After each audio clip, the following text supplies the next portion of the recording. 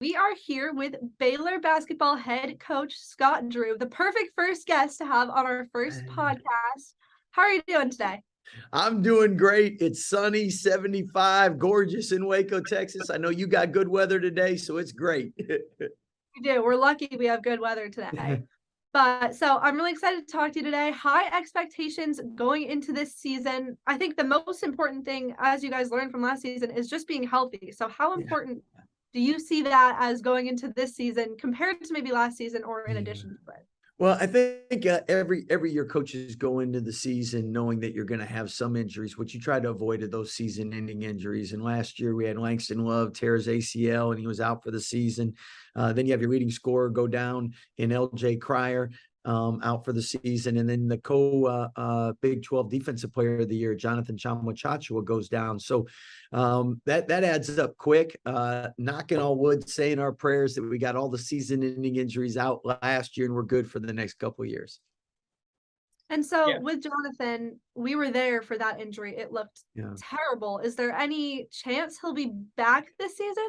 Yes. So there's actually a great social media post on it, talks about what he had done, his recovery. It's about 15 minutes long. So definitely worth the watch because it is a unique story. He tore every ligament, severed his nerve. Basically, it's a football injury that only a few football players have. But if anyone come back, it's Jonathan Tchamwa. He's working really hard. So it's a great thing to watch, though. Scott, earlier this week, I was looking through you guys' schedule and I noticed something. I saw Virginia, saw Gonzaga, saw Kansas, saw Texas Tech, all schools that have been to the national championship game in just the last 3 or so years. What do you think it means that you guys will have that chance to play so many experienced teams that have really been at the highest level of this sport? Of course, you guys have as well. Yeah, in the non-conference, everyone has different scheduling philosophies. Ours has always been we want to play a real competitive non-conference. We feel it gets us ready for the Big 12, and at the same time, fans like to watch marquee matchups. I mean, Talia, I heard you're going to Vegas, so I mean, if we didn't have good teams in Vegas, you wouldn't be going. So fans want to see good matchups, coaches want to see good matchups, and to me, it's a win-win with the new net ratings. I mean, you're rewarded if you play a good team and win, and it doesn't kill you if you play somebody good and lose. And you do have a ton of those tough matchups. What do you see as the one or two teams that you're most scared of this season? Well, unfortunately, in the Big 12, you're scared of them all because that's why the last 6 out of 9 years, it's been the number one ranked conference in the net in the RPI rankings. We're the only conference since 2002 to have 60% of our league go to the Final Four. And we're the only league to have in the last 3 national championship games, 3 different teams from our league. So again, you say one, but why the Big 12 is the best conference is 1 through 10. Everybody's good. There's no off nights. So unfortunately, I don't get to sleep at all come conference. And how are you planning to make up for the loss of Matthew Meyer? I know he kind of was just a good connective piece for you guys on both ends. How do you make up for his production? Well, you lose Jeremy Sohan, the 9th pick in the draft, and us and Gonzaga are the only 2 schools to have back-to-back top 10 picks. You lose Kendall Brown, another one and done. You lose Matthew Meyer. He graduated from Baylor, so really happy about that. Got us a national championship, and will always be part of the family. And now he'll be at Illinois. I'm sure you'll be cheering loud for him when he plays IU.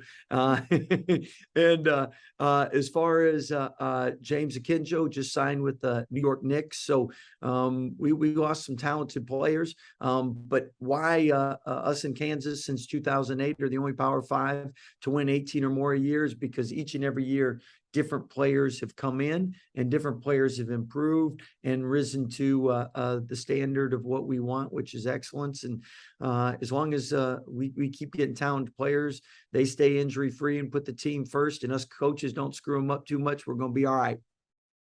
And you do keep getting talented players in. You have Keyonte George this year. You as a recruiter is just phenomenal. I saw it in person from my own experience of coming down to Baylor. I wanted to go to Baylor. Seriously. It was that good. But what do you see in Keyonte George? What do you see his role being on this team this year? Well, I think Keyonte, somebody when we went to Canada, opened up some eyes. He was ranked top 5 recruit in several polls, but when we went to Canada and he had 230+ games against 22, 23-year-old national team players from Canada, Italy, and Brazil, people are like, wow, he's really good.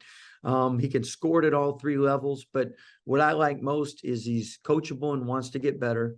And then second of all, he's a good teammate. He wants to please his teammates. He doesn't want to let them down. If you're talented and you have those 2 characteristics, every freshman, it's an adjustment.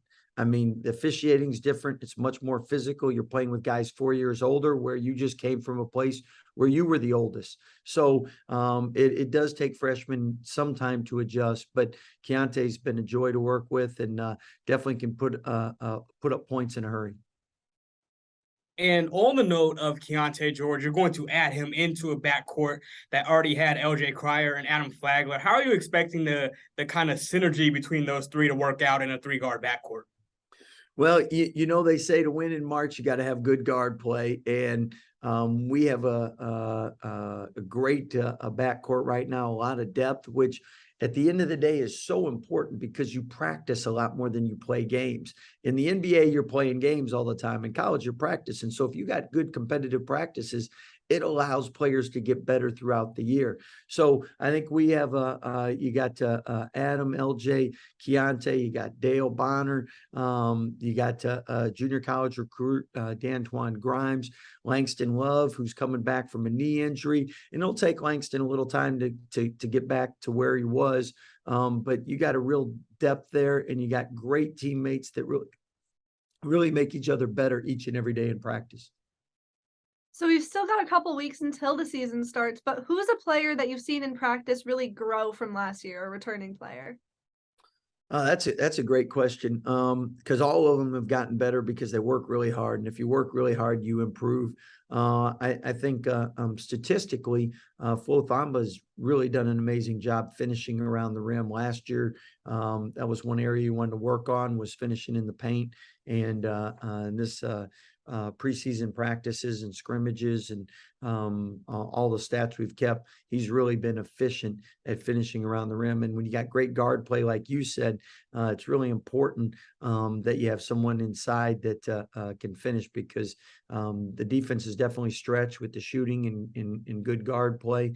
And then when the guards penetrate, they got to have somebody who can finish inside, and they can dump off and get those easy buckets, and Flo's done that. When you guys won the national championship, and even a couple years before that, you ran a lot of that no middle, ice everything type of defense. And then last year, watching, it looked like that wasn't necessarily your base anymore. Is that something that just has to do with the personnel you guys have? And as far as this season, do you expect to go back to that more? Well, it's something that we still have a no middle defense. We did switch more last year than we did in the previous years, which and we probably, because we had several newer players, we weren't as good at it as we might have been. And then the last thing is, a lot of teams are doing it now, so they're better at attacking it. So but our man defense primarily will be the no middle. At the same time, we always try to throw wrinkles from different presses to zones. And I know with a lot of guards, I could see us pressing a little more this year.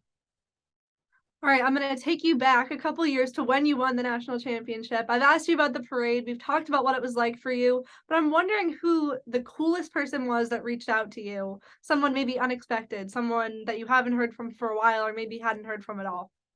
Well, I was blessed. I was able to do a lot of really cool podcasts with a lot of cool people. But the Phil Knight's wife sent us a crystal ball, and that was probably the thing that I love the most. So that was a real nice thing for Phil and his wife. So very appreciative of that. We were still waiting to get to the White House because of COVID. We were supposed to go and we weren't able to. So I don't know. Maybe, hey, if we go, you guys are invited. Oh yeah, we're joining. We're obviously joining the party there. Is that even something that how difficult will that be now that, a lot of those players are in different places? Is that going to be something you can do, or no? Well, when our guys left for the NBA and professionally, they all said, we will come back for the White House if you set that up. How can you say no to that? Yeah, exactly. But I'm going to go a little bit off topic here from what we've been talking about. There have been some talks recently about a possible tournament expansion. And I'm wondering what your thoughts on that may be if they do end up expanding it to 88, 90 teams. Well, in Texas, you go big or you go home. So I'm going to 128. And the reason 128 is because when I was at Valpo, if those one bid leagues, a lot of times you're the best team in the league and you might get upset and you're worthy of the NCAA tournament. Or you take several teams last year from Power Fives that, you know what, if they would have gotten in the tournament, maybe they could have gone to the Final Four. You look at VCU last Final Four in, they get to a Final Four. You look at UCLA last four in, they get to a Final Four. We definitely have the parity, but this is the biggest reason.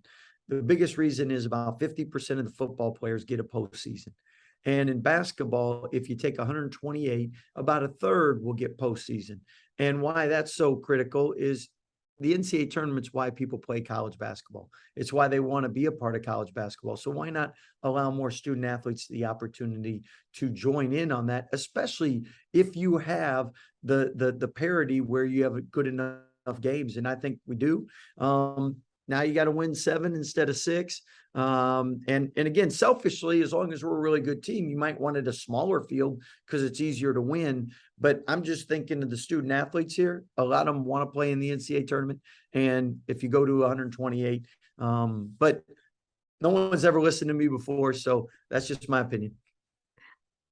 With that, Scott, what do you feel about the opinion that just the expansion would lessen, the importance of the tournament almost, and just the overall enjoyment factor? How do you feel about that part of it? Well, I think you go to enjoyment. I think every game that's a good game is enjoyable. Every matchup that's an intriguing matchup is enjoyable. And it used to be when it was a 1 versus 16 game, it was a 40-point game. And we don't have that anymore. You got the 16s that beat ones, and you have several close games all throughout. There's a reason no one has a perfect bracket come that first weekend when everyone's played. So March Madness is the best team doesn't always win. That's why they don't play 4 or 7.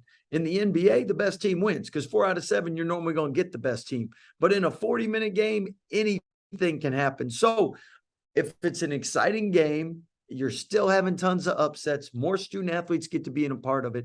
The other thing is more schools do make money because everybody shows up for the NCAA tournament, and that helps fund all the other sports, which is great for all student athletes in college. I think it's just a win-win. Yeah, well, that is all the questions I had for you in our main segment here, but we are starting up a new little segment with all of our interviews called the 3-pointer. So I'm going to hit you with 3 quick, fairly easy questions, very manageable. So the first one is, what is your favorite TV show that you are currently watching? Sports Center. I know that's not a TV show, but that's what I watch. Fair enough, honestly. You got one, Zion? You got a question? Yeah, I want to know, who's the funniest player on your team? Ooh, that's a great question. Most of them would say Keyonte George.